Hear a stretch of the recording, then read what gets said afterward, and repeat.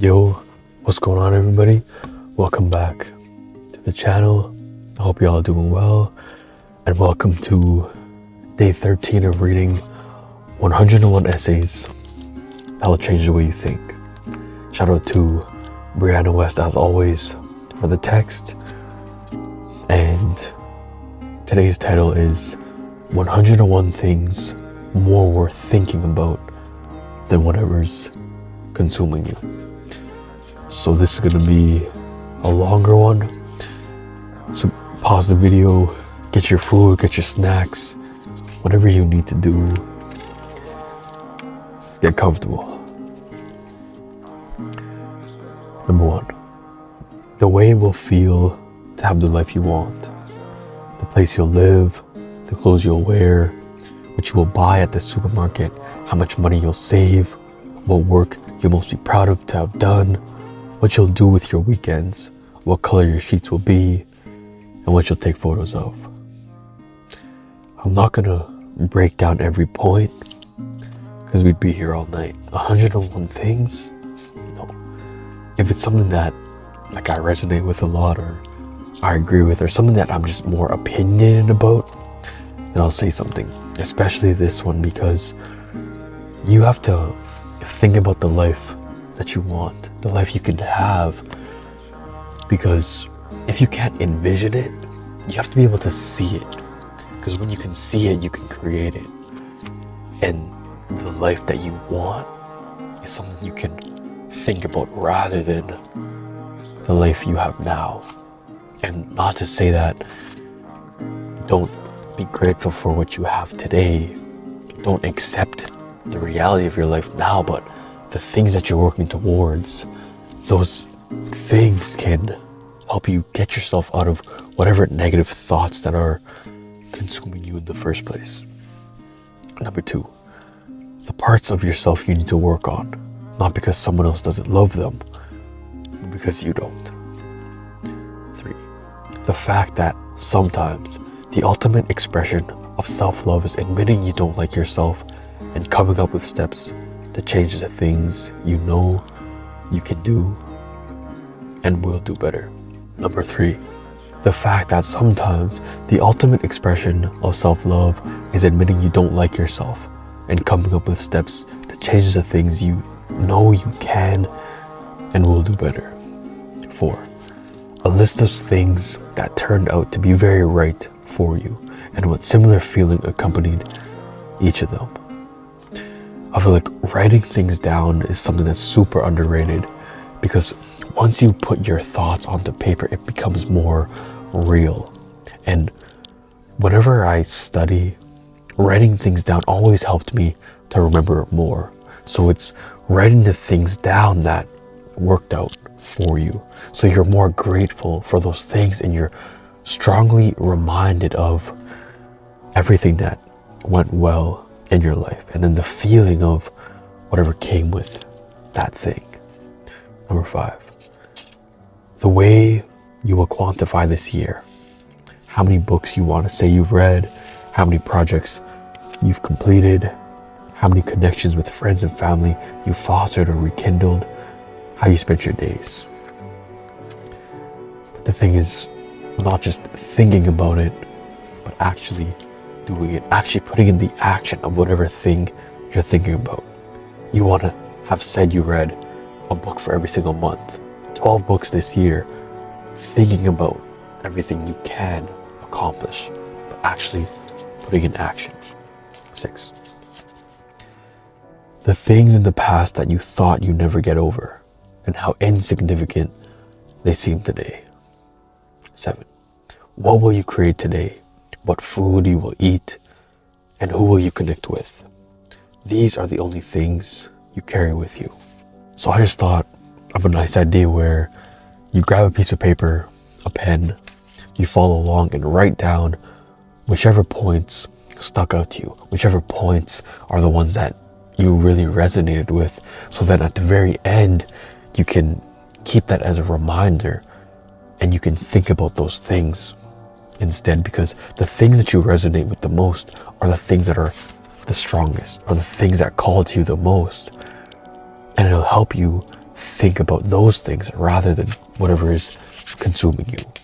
So pause the video, grab a paper, a pen, and write down whatever things stick out to you. 8. How you learn best and how you could possibly integrate that form of comprehension into your life more often. Do things that are more visual or listen better. Try to experiment more often, and so on. 9. The fact that you do not need to be exceptionally beautiful or talented or successful to experience the things that make life profound. Love, knowledge, connection, community, and so on. You're somebody now, so don't think that when you get to a certain position in life, when you make a certain amount of money, that's when you can experience life. But life is for everybody. It doesn't matter who you are, what you think your value is, how you look, whatever it is. Life is for everybody. 10. The cosmos, and how despite being insignificant specks, we are all essential to the core patchwork that makes up humanity, and that without any single one of us, nothing would exist as it is right now. 11. The proper conjugations for a language you could not stand to speak conversationally. 12. The people you smiled at on the street this morning, the people whom you text regularly, the family you could stand to visit more, all the little bits of genuine human connection that you overlook because they're givens. 13. How will you remember this time in your life 20 years from now? What will you wish you had done or stopped doing? What you overlooked? What little things you didn't realize you should have appreciated? 14. How few of your days you really remember? 15. How you likely won't remember this particular day 20 years from now? 16. Everything you honestly didn't like about the person you're no longer with, now that you're not emotionally obligated to lie to yourself about them. This is a good one because a lot of us, we lie about the people we're with, the partner we have. We tend to lie about who they really are. 17. A list of all the things you've done for yourself recently. 18. Little ways you could improve your quality of day-to-day life, such as consolidating debt, or learning to cook an easy signature meal, or cleaning out your closet. 19. The patterns in your failed relationships, and what degree of fault you can rightfully hand yourself. Just taking responsibility and recognizing and stopping those patterns. 20. What you subconsciously love about the problems you struggle to get over. Nobody holds on to something unless they think it does something for them. It usually keeps them safe. 21.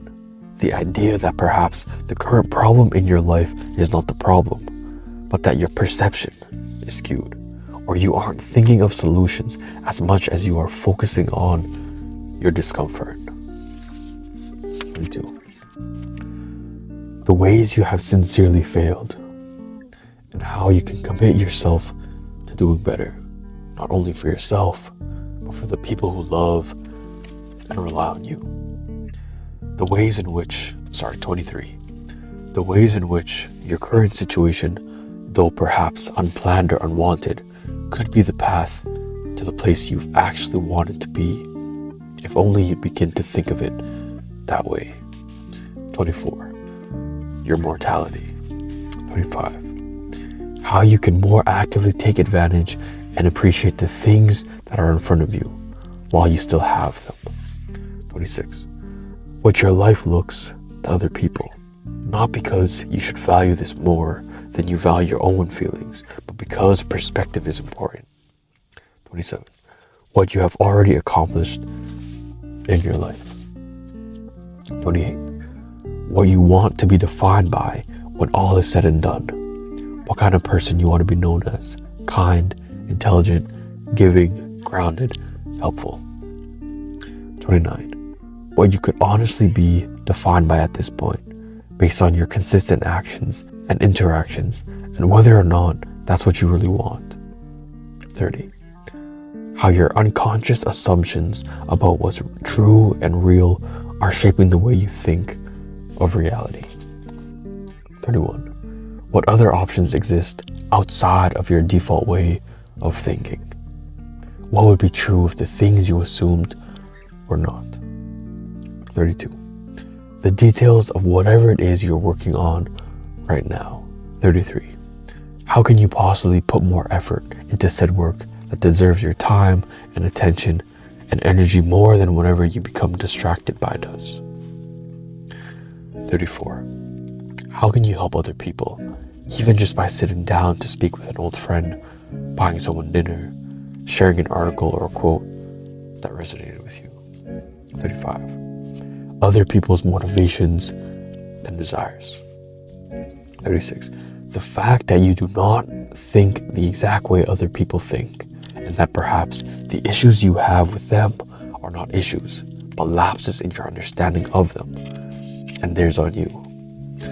I like this one a lot because I feel like a lot of the time we think that other people are wrong. We think that other people's way of thinking is bad, but understanding that not everybody has the same experiences, the same perception, the same upbringing as you, so that's why they see things differently. That's why they react differently. And a lot of the time, it's not that there's something wrong with them or something wrong with you. It's just a gap in between the understanding. And that's what you need to understand, is that some things you won't fully understand because of who you are and the things that you went through and the things that another person went through or been through. They went through very different things. And that's why your perspectives and your way of thinking is very different. 37. The patterns of the people you know and what they tell you about whom they really are. 38. The fact that we assume people are as we imagine them, a compilation of the emotional experiences we've had with them, as opposed to the patterns they reveal to us in their behavior. It's more accurate to sum people up by what they repeatedly do. 39. What you would say if you could tell every single person in the world just one thing. 40. What you would say if you could tell your younger self just one thing. 41. The years of practice it takes to learn to play each instrument in your favorite song. The power and creativity it takes to simply come up with a melody, forget a piece of music that moves you to your core. 42. Where your food comes from. What your big 43. What your big objective is. If you don't know what you generally want to do with your precious limited time here, you're not going to do much of anything at all. 44. What you'd put in one box if you had to move to the other side of the country and could only bring that. 45. Getting to inbox 0. I don't really know what that means. 46. How much your pet loves you. 47. How you can adequately and healthfully allow yourself to feel and express pain when it comes up, as opposed to just freaking out and trying to get rid of it as fast as possible. 48. Plot twists. The complexities and contradictions of your favorite characters in your favorite books. 49. Who you would be happy to also live for if your own desires and interests were no longer your sole priority. 50. What your future self would think and say about whatever situation you're in right now. 51. An upcoming trip, whether it's booked or not. What you're going to do. What you're going to take a picture of. What you can explore. Who you'll be with. Who you'll meet. 52. The hardest nights of your life. What you could have done differently. What you would do if you could re-enter those hours and advise your past self. 53. The best nights of your life. Not only what you were doing and who you were with, but what you were thinking and what you were focusing on. 54. The fact that it is hard to do everything. It's hard to be in a relationship.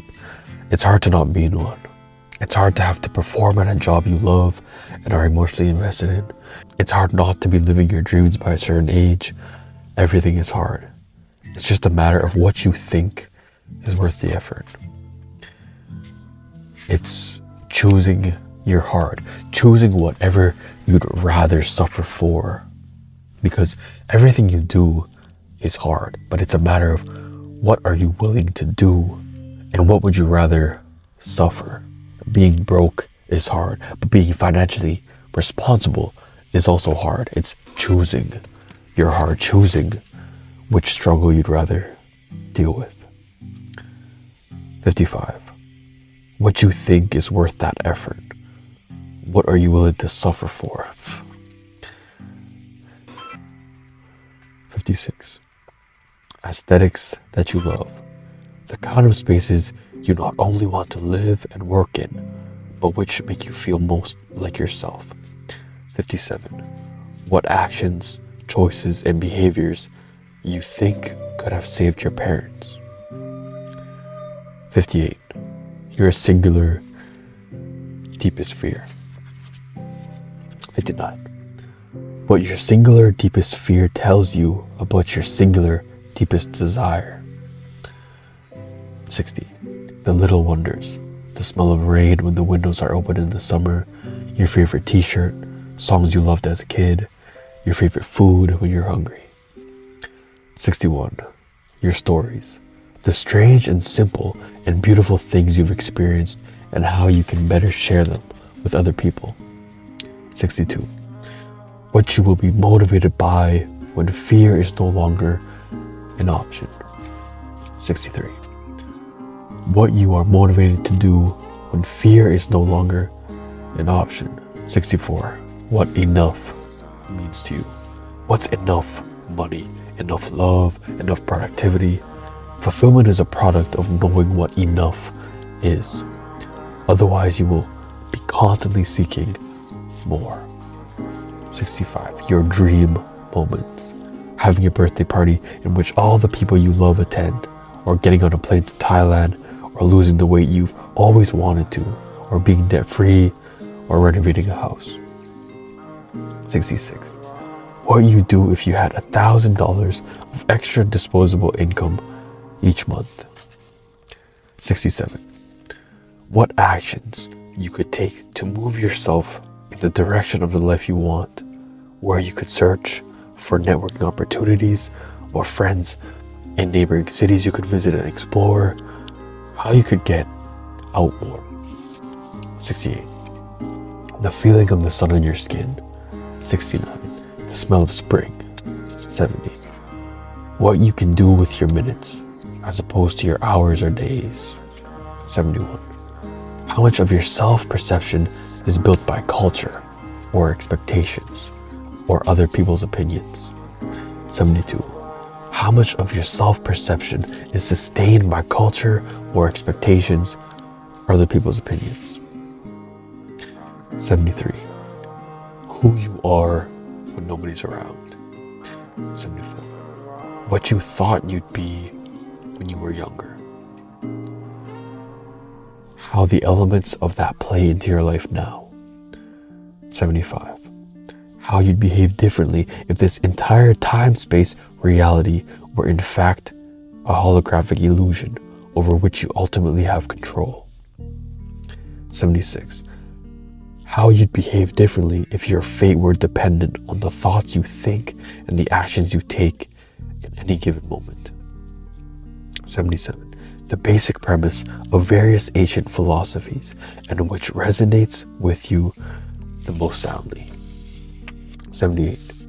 Melodies of songs that haven't been written yet. 79. The fact that the way to change your life is to change the way you think, and the way to change the way you think is to change what you read. 80. What you read if you chose books and articles based on what interested you, not what other people say is good literature. 81. What you listen to if you chose music based on what interested you, not what other people say is good music. 82. What genuinely turns you on. 83. What qualities you admire most in other people. This is what you most like about yourself. 84. What qualities you most dislike in other people. This is what you cannot see or are resisting in yourself. 85. How love would save your life if it were capable of doing such things. It is. 86. How infinite the universe is, how infinitesimal we are, how perhaps each is a reflection and extension of the other. 87. How complicated the questions are, how simple the answers turn out to be. 88. What yes feels like to you. People very often focus on the warning signs that something is wrong, but not these subtle signs that something is right. 89. How many random chance occurrences were involved in nearly every important advancement in your life? 90. A mantra, or many mantras, all of which work to support your unwavering conviction that the future will be different and you will figure out how to make it so. 91. The fact that the kind of love worth choosing and keeping is the kind that is ever so slightly tilts the axis on which your world spins, leaving nothing to ever be the same again. 92. How to fight better. How to eloquently communicate your thoughts and feelings without putting people on the defensive and starting an argument where there should be a deepening of connection. 93. What you live for. If your primary interest was no longer your own wants and needs. 94. The people who depend on you and how absolutely devastated they would be if you were no longer in their lives. 95. Who and where will you be in 5 years if you carry on as you are right now? 96. The most important things you've learned about life so far. 97. How you came to learn the most important things you've learned so far. 98. How many people go to bed at night crying, wishing they had what you have? The job, the love, the apartment, the education, the friends, and so on. 99. How many times in your life you went to bed crying, wishing you could have what you have now? The job, the love, the apartment, the education, the friends, and so on. 100. What you can do to more consistently remind yourself of this. 101. What your most fully realized self is like. How your best self thinks. What they are grateful for. Who they love. The first, the most important step to being the person you were intended to be is to conceive them. Once you've accomplished that, everything else falls in line. So I feel like it's more important to just fill your brain, fill your mind with positive things, with things that will help carry you forward in the life that you want to have. Because a lot of the time, things consume us. Things consume us and we just keep thinking it. But we have to intentionally think about good things. And if you resonated with any of these points and you wrote them down, you wrote down the points that resonated with you, filling your mind intentionally when those consuming thoughts get in your brain to intentionally think about other things. Like, one of my favorite ones was the first one, the life that you want to have. Thinking about the life that you want to have instead of thinking about all these things that are consuming you, thinking about the problems, thinking about what you're going to have to do, thinking about what is on the other side of those things, because thinking about those things will help carry you forward. And a lot of us, we let our thoughts consume us. And we keep feeding into that fire when we should think of other things, when we should intentionally think of other things. So I hope everyone enjoyed day 13. And the title for tomorrow is Expectations You Must Let Go of in Your 20s. I hope everyone has a great rest of their night. And I'll see you tomorrow for day 14.